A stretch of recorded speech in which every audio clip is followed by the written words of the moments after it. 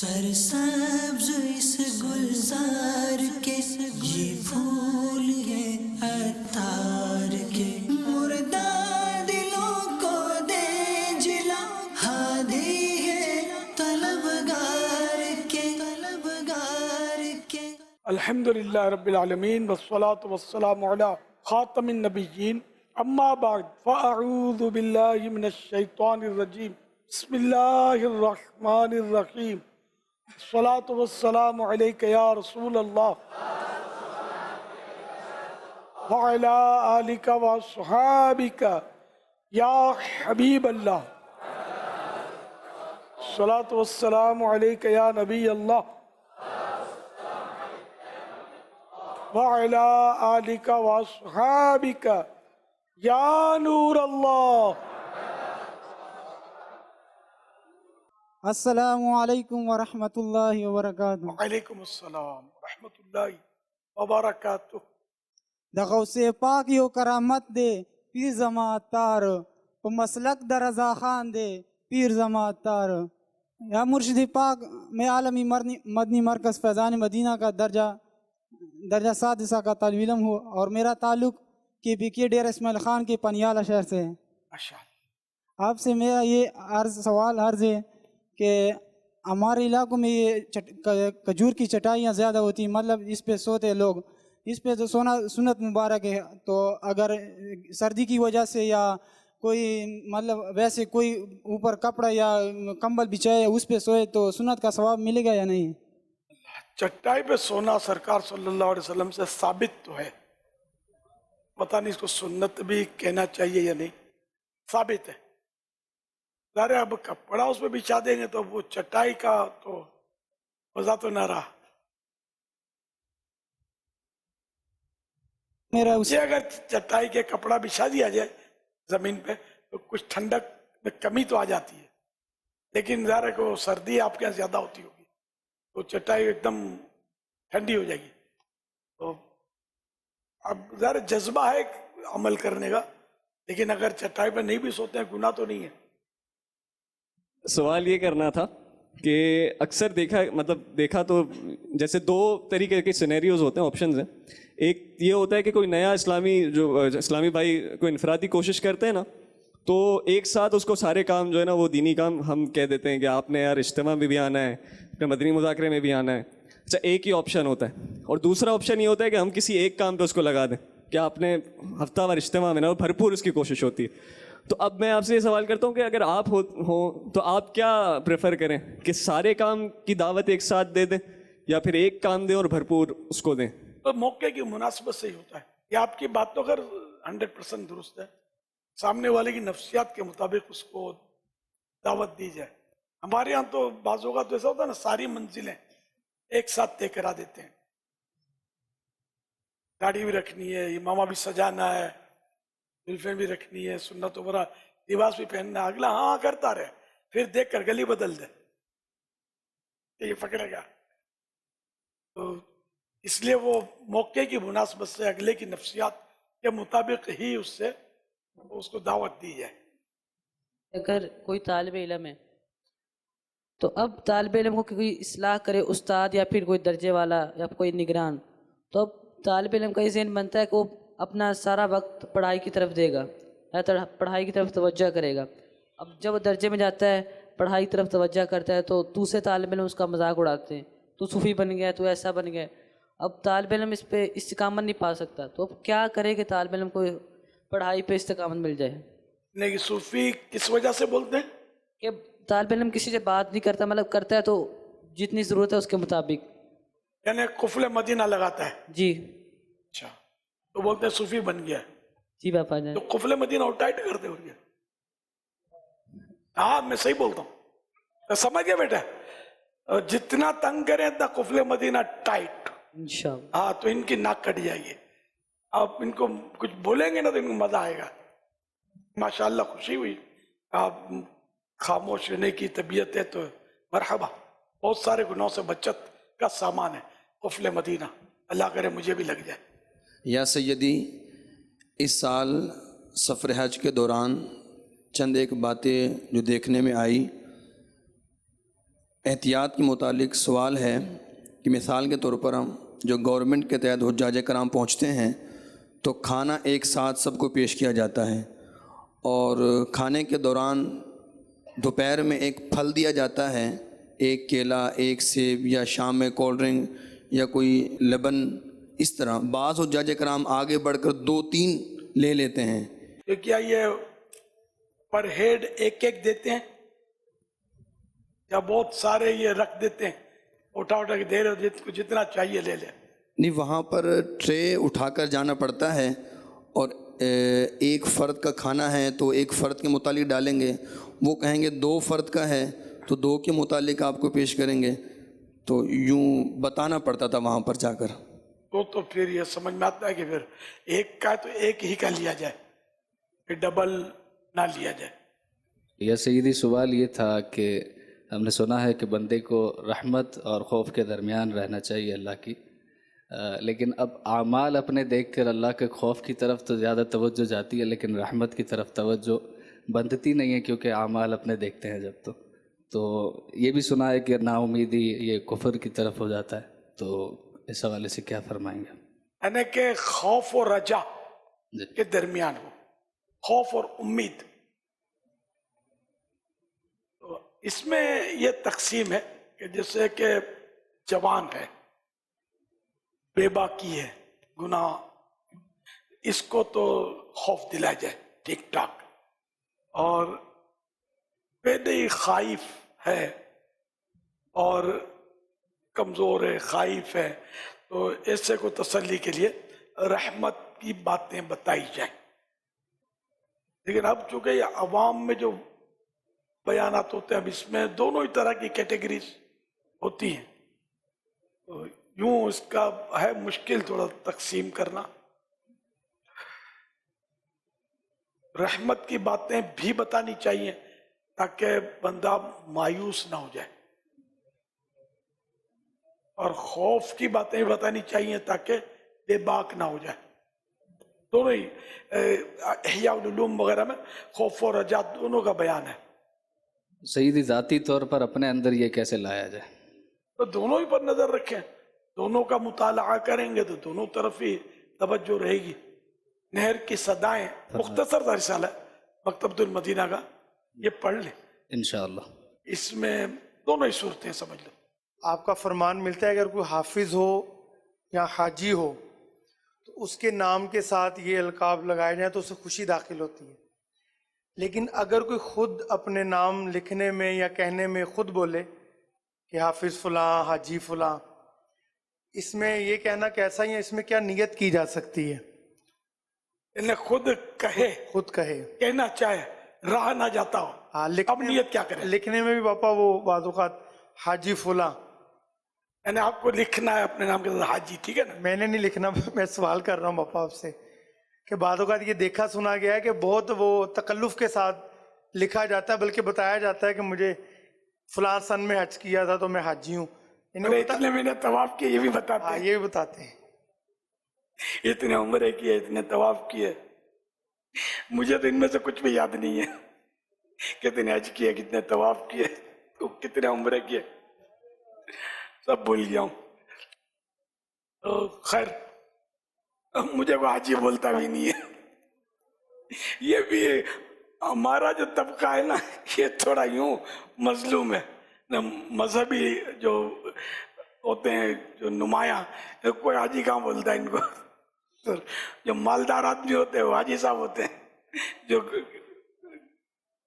سمجھے، بھلے وہ مذہبی نہ ہو تو بھی حاجی صاحب بولتے ہیں. خیر، میں نے کبھی بھی یہ نہیں کہا کہ اپنے آپ کو حاجی کہنا یا حافظ کہنا ناجائز ہے، یہ تو کبھی بھی نہیں کہا. انما الاعمال بالنیات. اگر ریا کے لیے کہتا ہے تو ظاہر ہے کہ مذمت ہے اس کی تو خود ہی ہے. اور ویسے کوئی بھی ایسی نیت نہیں ہے اس کو، حاجی لکھتا ہے، بولتا ہے کہ میں حاجی فلاں، میں حافظ فلاں، تو لوگ بول ہی رہے ہوتے ہیں، نو پرابلم. سید بولتے ہیں اپنے آپ کو، کوئی مسئلہ نہیں ہے، کوئی حکم نہیں لگے گا. ہاں اگر یہ نیت ہے تو اس کے دل کا، اس کے دل کی نیت ہے. ہم بدگمانی نہیں کریں گے کہ بھائی یہ فلاں فلاں لوگ جو ہیں، یہ جس کو پتہ چل جائے کہ سید ہے تو ہاتھ چومتے ہیں، عزت کرتے ہیں، تو اس لیے وہ اگر ظاہر کرتا ہے تو اس کی نیت اس کے ساتھ ہے، جو احترام کرے گا اس کو ثواب تو ملے گا. اسی طرح کوئی حافظ اپنے نام کے ساتھ لگاتا ہے تو ذرا اس پر حکم کیا لگے گا؟ ہمارے یہاں کسی حد تک عرف بھی ہے کہ حافظ بولتے ہیں، اور پہلے حافظ بولتے تھے حافظ الحدیث ہوتے تھے.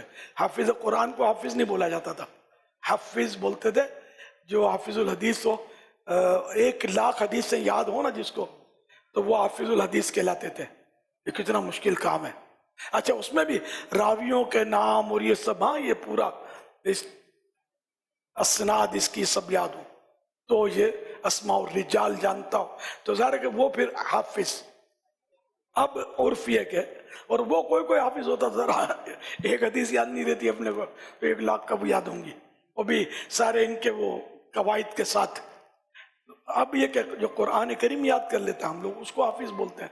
حرج نہیں ہے، بچنا چاہیے. خود اگر یہ خطرہ ہے کہ میں بولوں گا تو لوگ عزت کریں گے، دعا کا بولیں گے، مان دیں گے، آگے بٹھائیں گے، تو اس نیت سے بولتا ہے تو ظاہر ہے کہ پھر تو یہ ہلاکت ہے اس کے لیے. انما الاعمال بالنیات.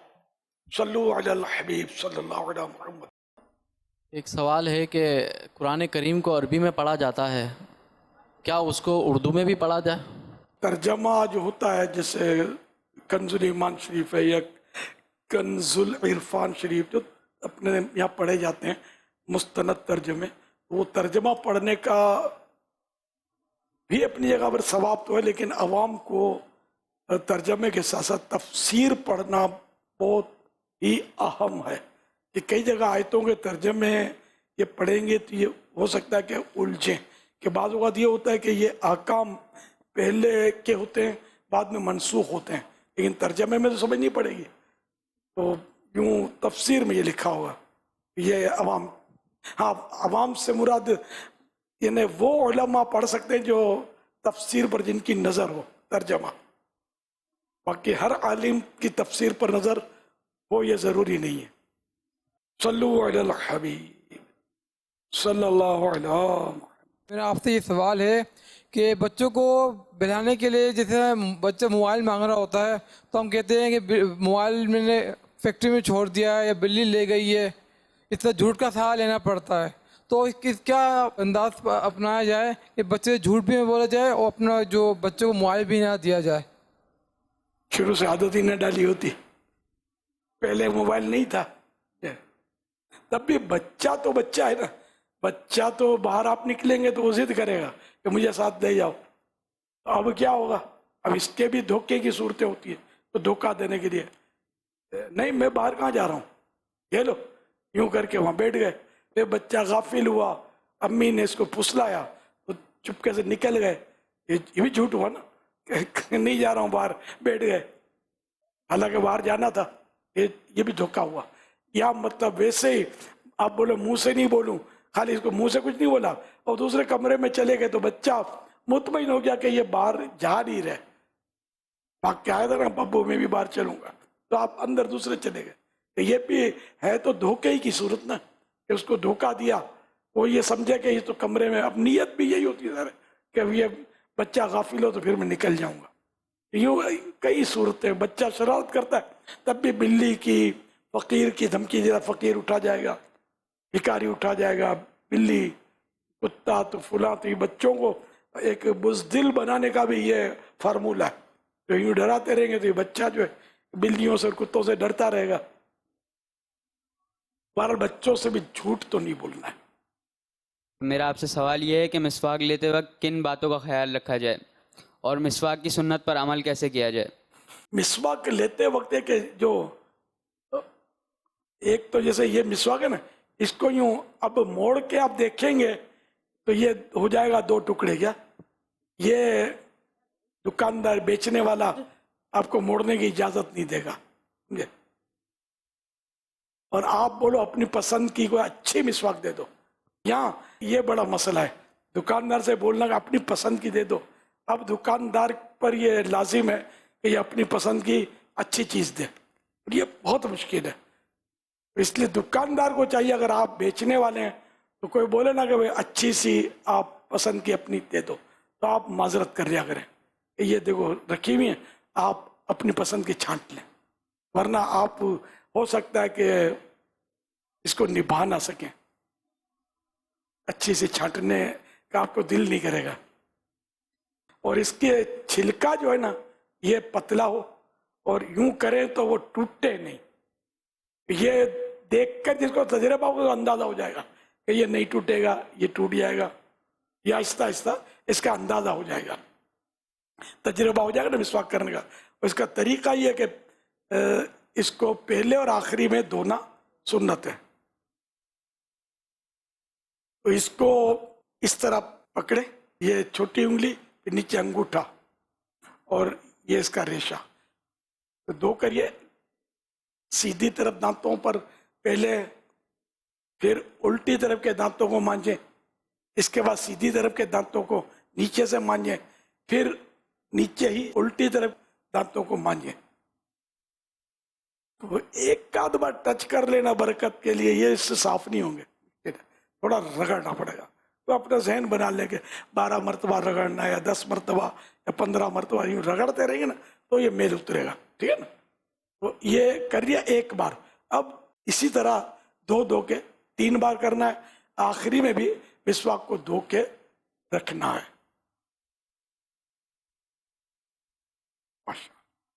پیارے باپا جان حسن رضا عطاری حاضر خدمت ہوں. مرشد کریم کی بارگاہ میں میرا ایک سوال ہے, حضور واٹ از ٹائم ٹریول, اور اسلام ہمیں اس بارے میں کیا رہنمائی دیتا ہے؟ کیونکہ اگر دیکھا جائے تو ہم مسلمانوں کے پاس ایک زبردست دلیل ہے ٹائم ٹریول سے ریلیٹڈ, کہ ہمارے آخری نبی حضرت محمد صلی اللہ علیہ وسلم آپ جو ہے سفر معراج کی طرف جب آسمانوں کی طرف گئے تب کئی ہزار سال, ایک تعداد ہے جو کہ فکس مجھے یاد نہیں, تو آپ سفر کر کے آئے. تو ایک تو یہ بھی ہوا کہ وہ ٹائم ٹریول اتنا, اور جب جیسے آپ واپس آئے آج کی ٹیکنالوجی کے مطابق تو وہ ایسا کرنا امپاسبل ہے, پاسبل نہیں ہے کہ ٹائم کو پوز کر دینا. لیکن جب آپ نیچے زمین پہ تشریف فرما ہوئے تب جس پانی مبارک سے آپ نے وضو فرمایا تھا وہ پانی مبارک بھی ویسے ہی بہہ رہا تھا, جس بستر مبارک سے تشریف فرما ہوئے تھے وہ بھی ویسے ہی گرم تھا. سو ٹائم کو بھی پوز کر دیا گیا. سو مجھے پوچھنا یہ ہے کہ حضور کیا آج کے دور میں کسی عام مسلمان یا کسی غیر مسلمان کے لیے ٹائم ٹریول کرنا پاسبل ہے, فیوچر ٹو پاسٹ یا پاسٹ ٹو فیوچر, یعنی مستقبل میں یا ماضی میں آنا جانا, یہ کر سکتے ہیں یا نہیں؟ کیونکہ یہ اس وقت ٹاپ ٹرینڈنگ پہ ٹاپکس چل رہے ہیں, برائے کرم رہنمائی فرما دیجئے. تو اس میں یہ کہ ٹائم کا جو حساب کتاب آپ نے بتایا نا, تو یہ معراج تو معجزہ ہے. اللہ پاک نے جس طرح چاہا اپنے محبوب سے اس کا اظہار ہوا, تو یہ معجزہ ہے. معجزہ ہوتا ہو یہ جو عادتاً وہ نہ ہو, عام طور پہ ایسا نہ ہوتا ہو, تو یہ معجزہ. جبکہ یہ نبی سے بعد از ظہور نبوت یہ ظاہر ہو, تو یوں یہ معجزہ ہے. اور اس معجزے کا اظہار جو ہوا اس سے پہلے اللہ پاک نے خود 15ویں پارے کی ابتدا سبحان الذی سے کیا. سبحان تو ہر عجز سے, ہر عیب سے, ہر کمزوری سے, ہر خامی سے, ہر فولٹ سے پاک. سبحان الذی اسرا ہے نا. تو پھر وہ آگے جا کر تو یہ جو ہر عیب سے پاک ہے, ہر خامی سے پاک ہے, وہ رب اپنے بندے کو لے گیا ہے نا. تو رات مسجد اقصی وغیرہ, اور یہ تو اللہ پاک جو ہے یہ ہر شے پر قادر ہے. تو اس میں سائنس سر پٹک کر مر جائے تب بھی یہ اس کو نہیں پا سکتی ان چیزوں کو. تو اسی لیے تو ہم کہتے ہیں نا, کہنے والوں نے کہا عقل قربان کن بپیش مصطفیٰ, کہ اپنی عقل جو ہے یہ مصطفیٰ کریم صلی اللہ علیہ وسلم کے قدموں پر قربان کر دے,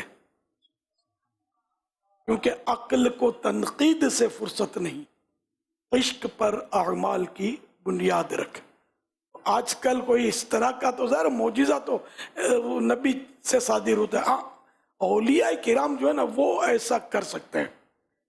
اولیاء کرام میں بھی اقسام ہوتی ہیں, جیسے طی الارض, زمین کا لپٹ جانا, یہ اولیاء کرام کی اس طرح کی کرامت ہے. یہ کرامت ایک شعبہ ہے کہ ایک قدم اٹھایا, تو جیسے کہ سپوز کریں کہ یہاں سے ایک قدم اٹھایا فیضان مدینہ سے, تو دوسرا قدم اس کا दाता दरबार की जो मस्जिद है उस पर आया।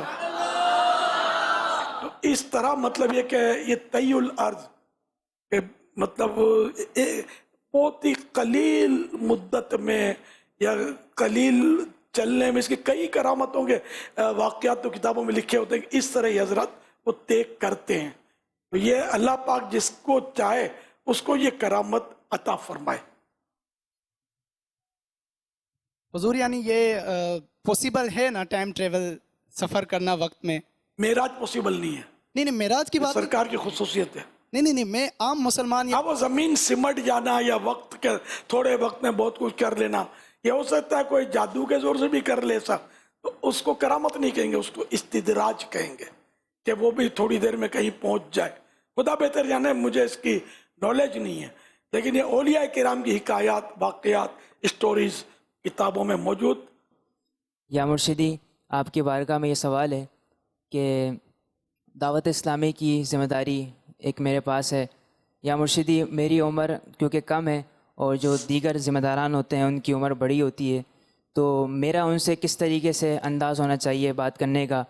ये तो हदीस पाक में छोटी उम्र शफ़क़त और बड़ों का अदब, तो वो हदीस पाक सारे मुबल्लिगीन के भी लिए, दावत इस्लामी के ज़िम्मेदारों के लिए भी है, गैर ज़िम्मेदारान के लिए भी है, ये सबके लिए।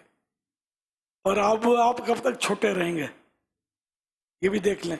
कुछ आपसे भी तो छोटे होंगे ना, जो आपकी शफ़क़त कम इंतज़ार करते होंगे।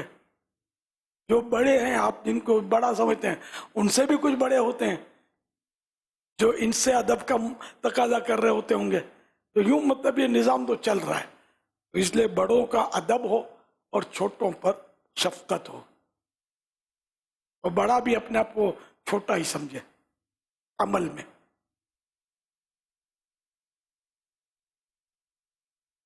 तो ये कि ओहदे के ताल्लुक से कोई ऐसा हर्ज नहीं है। हज़रत उसामा रज़ी अल्लाह तआला अन्हु का वाक़या आपको शायद मशहूर है, ये जो मुताला करते हैं इनको पता होगा कि प्यारे आका सल्लल्लाहु अलैहि वसल्लम ने इनको सिपह सालार बनाया था फौज का जिहाद के लिए, और प्यारे आका सल्लल्लाहु अलैहि वसल्लम ने पर्दा फरमाया।